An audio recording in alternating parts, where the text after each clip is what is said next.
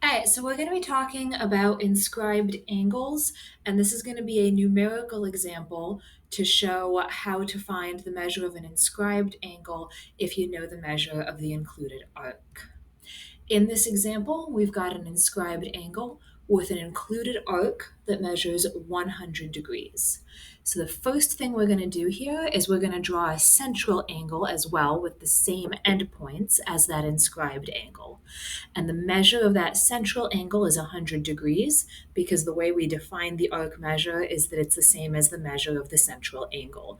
So that means that it's 100 degrees, just like the included arc. Now, from there, we can draw another line connecting the endpoints of that angle in order to make a little triangle here.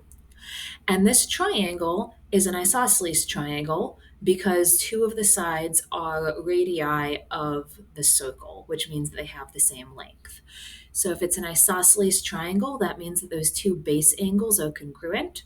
And since the whole thing has to add to 180 degrees, it means that each of those angles is 40 degrees.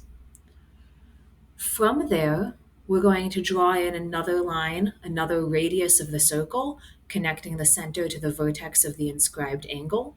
And the reason we do that is that it gives us two more isosceles triangles. One isosceles triangle is down here. Now, we don't really know a whole lot about the measures of the angles in this triangle, but because it's isosceles, we know that the base angles are the same, so we can call them both y.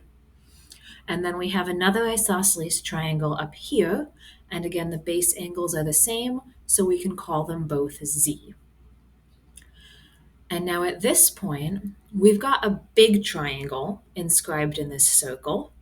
It's got a lot of variables floating around in it. That's okay. What we know is that the vertices of the triangle need to add to 180 degrees. And let's remember also that our goal is to find the measure of our original inscribed angle, which right now is equal to y plus z. So we can make this a bit smaller to give ourselves more room to work.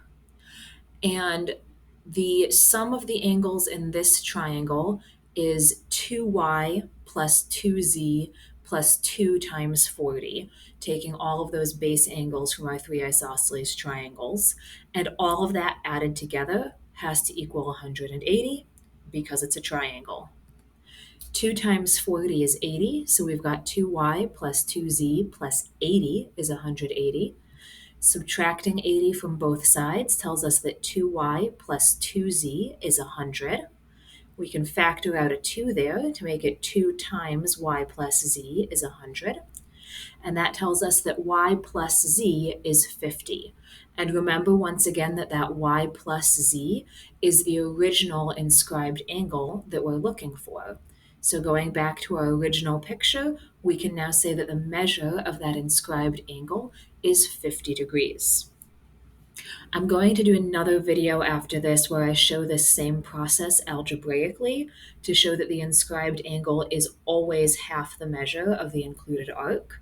But if you ever find yourself needing to solve one of these problems and you don't remember the formula, or you're not confident in the formula that you do remember, this strategy will always work to get you there as well, where you start with making a central angle, make some isosceles triangles, and then use the triangle angle sum.